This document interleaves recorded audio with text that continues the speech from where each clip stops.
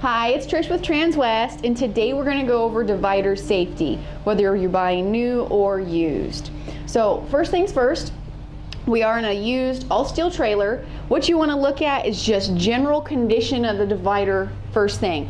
See if it's bent, warped, cracks, rust, anything hanging off of it. Some of these trailers, it'll get little flags, if you will, of steel or aluminum that can be dangerous and catch and cut your horse. So go over that first and kind of look at it. Also want to look at the just general structure of the divider, what's being used.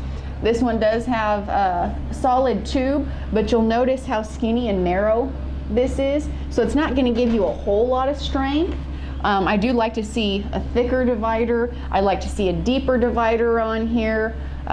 Something that's just has a little bit more mass to it. You know, especially you're loading a 1,200-pound horse. If you have kind of a flimsy, cheap little divider, it's just an accident waiting to happen.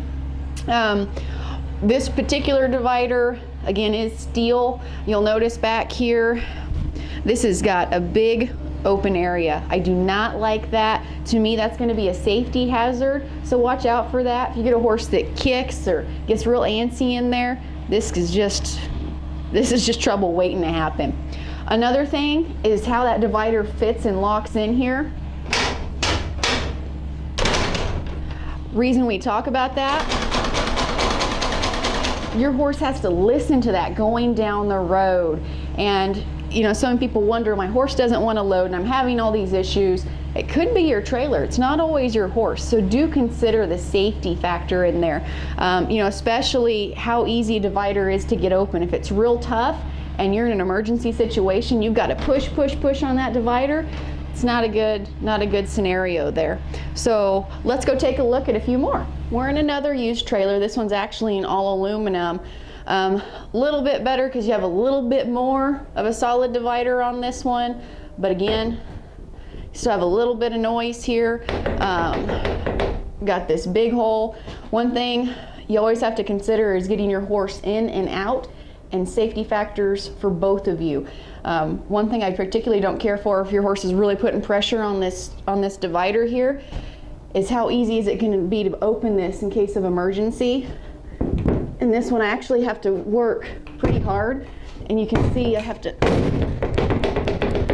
really push to get that divider in there. And again, big open spot. As you guys know, I really don't care for that. We're in another used trailer.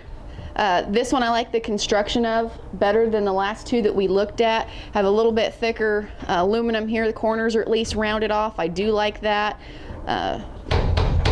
Still have some noise issues here though. Bad noise issues.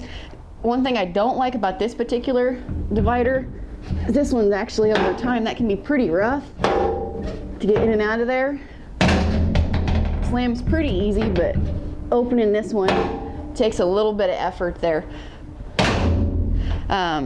Smaller opening here. This one does at least have some padding on it. I do like that. Big solid, which I prefer jail bar, and I'll show you next. Okay, so this is what I like in a divider. We're in a Cimarron trailer, of course. We've got full jail bar. I really love the jail bar because it allows for air circulation. You get all that extra ventilation, light. The horses see each other. They're a herd animal. They'll load so much easier that way. When you are looking at jail bars though, make sure it's a small gap. Too large, those horses will get to mouthing and trying to bite on each other. So be sure to watch that.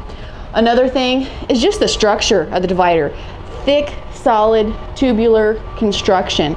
It's not just a sheet of aluminum they put on there on a frame, which is what some of the others were. Another thing I like, the depth of the divider. Whether you've got big percherons, whether you've got little short cutters, they have so much more to brace up against this kind of divider. You don't have to worry about those horses flipping underneath one. All the other dividers we're looking at, and most of them you will find, probably about 99% of them, will have just a short little divider. This is 4 inches deeper. Another thing is how this is recessed in here. It doesn't matter how much of a pig your horse is being in that stall, you can easily open that every single time. You don't have to worry about what your own brute strength is going to be to get your horse out of there. Another thing is just how quiet it is. Trying to rattle that Love that. So be sure to look for those features, how thick the divider is, the thickness along here, depth of the divider, how user-friendly it is as far as the recessed slam latches go, or you put in pins. That can be real dangerous on some of those. What kind of airflow, and just how friendly it is for your horse. Hope that tip helped you. Please look at my other videos. Give me a call if you have any questions.